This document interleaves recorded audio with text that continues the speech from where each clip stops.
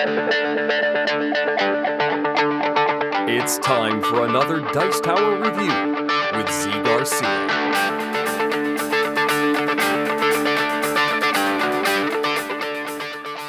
Hey everybody, today I'm taking a look at Dreams here, in which all the players represent gods putting together a constellation in the sky. Except for one player among them who is just a mortal, has snuck into these proceedings, and they're just faking their way through it. And so the game is in that style of everyone knows something but one player, and they're trying to figure out who it is, and the one who does not know is trying to figure out what they're doing, right? That's basically it. Let me give you a look at how this works, and we'll come on back and I'll tell you if I thought this was a good addition to that genre.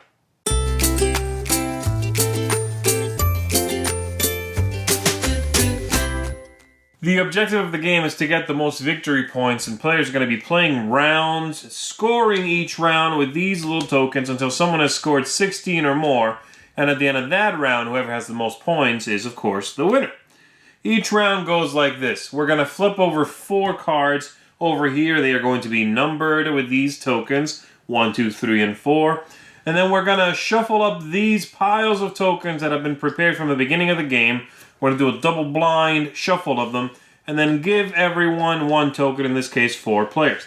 Everyone takes a look at theirs secretly, and most of them are going to have a number that tells you which card is the real card, and allows you to be in on the information. One of them does not tell you anything. You are going to have to figure it out or bluff your way through, appearing like you know it, alright?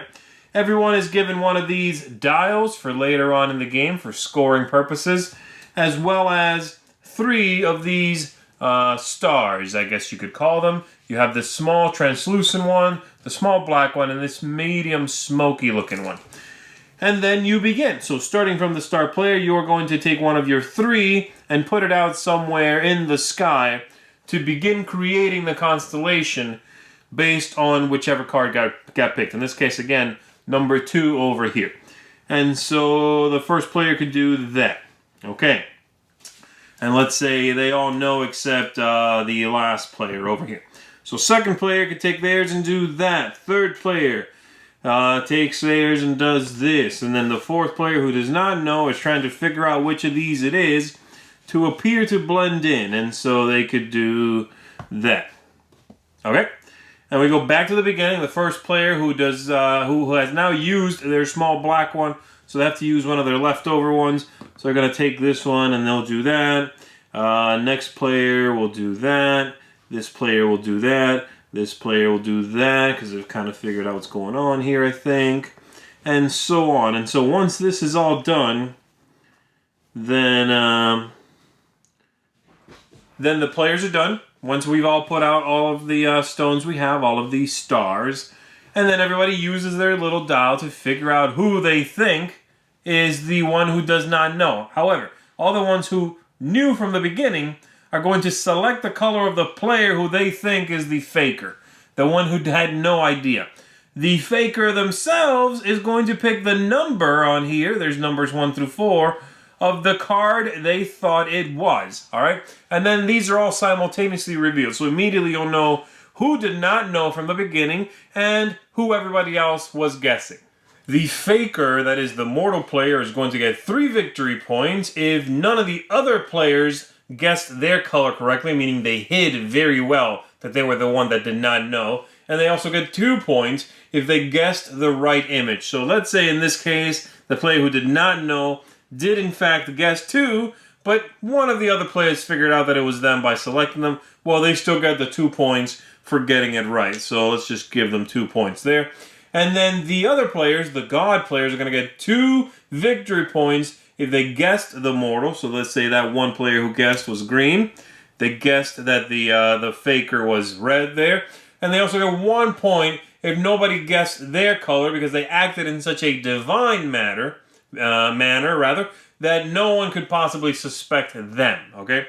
And so if no one voted for you, 1, 2, 3, and then let's say these 2 each voted for each other, something like that.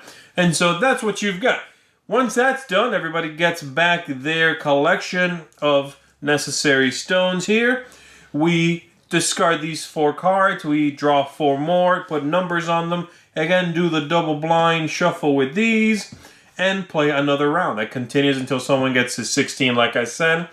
And at the end of that round, whoever has the most points is the winner of the whole game. That should give you a pretty good idea of how the game works. Let me tell you what I thought of it. I tend to very much enjoy this style of game. Dixit is a very wonderful game. I enjoy A Fake Artist Goes to New York. All very similar to the concept here. But this one I was not really a big fan of. I don't like it. And there's a few reasons for that. I'm going to start with the ones that are just production-based issues, okay? And just choices they made in the production of the game that, for me, knocked it down a few pegs. So let's start with the cards. I thought the cards, the graphic style on the cards is all over the map, which it feels very disjointed and keeps me from really getting into this theme of I'm building a constellation based on an image that we all had a flash of imagination and saw, or inspiration, or whatever you have. The cards go all the way from very cartoony, cutesy art, through basically bad Dixit ripoffs, all the way to bad sci-fi novel or horror novel covers. And so it's all over the place. It's just, it does not look like it all belongs in the same game. And unfortunately, that's a big no-no for me. It does not look good. Besides that, you have these stars that you get. Each player gets one of each. But there's no reason as to why you get these. For one thing, they're not colored to you, which in a game like A Fake Artist Goes to New York, in which you are doing basically the same game, but you draw a line instead of playing these pebbles out, you have your own color pen. So I can at least go back and remember which ones you did, and if you look like the one who has no clue what we were drawing, I can point at the red lines and go, no, you look like you had no idea what you were doing. In this one, these aren't colored to any player. So after 2 rounds in, I don't remember which one you played out, so that's not going to help, you know. And then the black, the white, and the big gray, it's big, I don't know why, it's gray, I don't know why. This doesn't help play the game. It's a bad choice. These should have been shapes, or they should have been at least colored to the players. They should have been something else. This does not help play this game. And so that's a problem, right?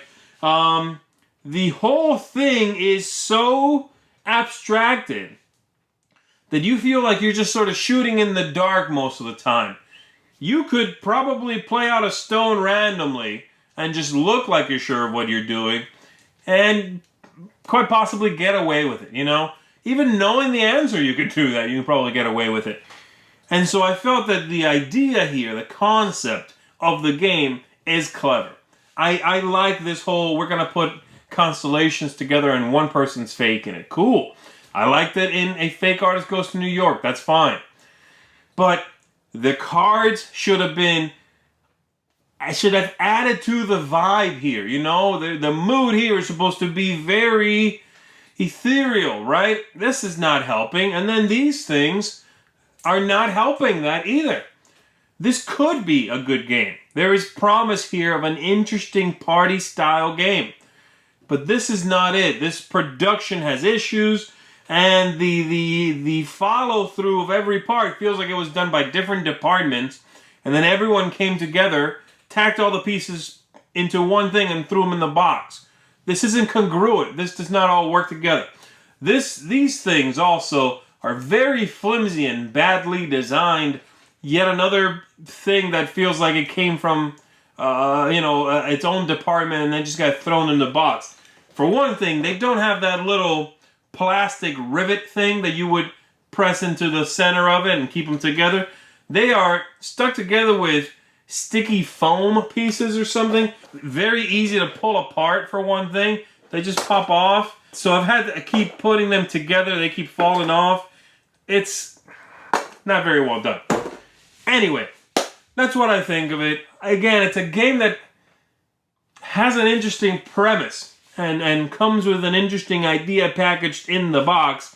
It unfortunately feels like a prototype of that idea, you know? It feels like this artwork was cobbled together to just test the game and see if the idea has promise.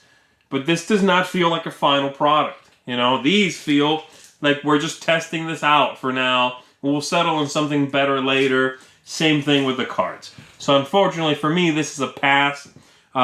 If you enjoy this style of game, again, as I do, check out Dixit. Check out A Fake Artist Goes to New York. Look into them. There are more out there even that do this style of game. But this, unfortunately, is not one of the better ones. Thanks so much for watching the Dice Tower videos. Find more great videos and reviews as well as our top-rated audio podcast at Dicetower.com. You can also find other great shows at Dicetowernetwork.com. I'm Eric Summerer, and you've been watching The Dice Tower. The Dice Tower is sponsored by Cool Stuff Inc., where you can find great games for great prices. Cool stuff in stock. Check them out at CoolStuffInc.com.